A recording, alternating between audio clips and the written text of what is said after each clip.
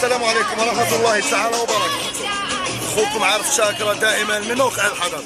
اليوم كنت البارحة بمخيمات اللاجئين بتندوف بالجزائر زيارة إلى أخواننا لمناصرتهم للصحراء الغربية، واليوم نحن هنا نندد ونعتصم في باريس هنا من تروكاديرو.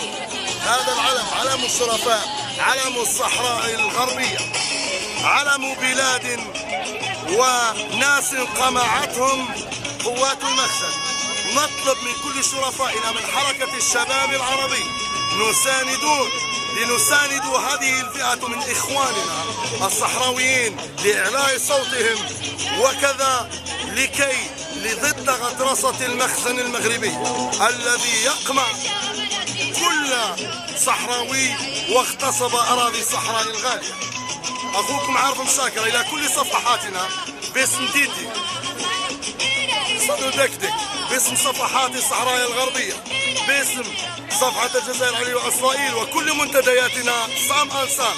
حركتنا للشباب العربي نساند كل حركات المقاومة في العالم ضد الغطرسة الغربية وضد كل ما هو إرهاب وترغيب لإخواننا في كل مكان.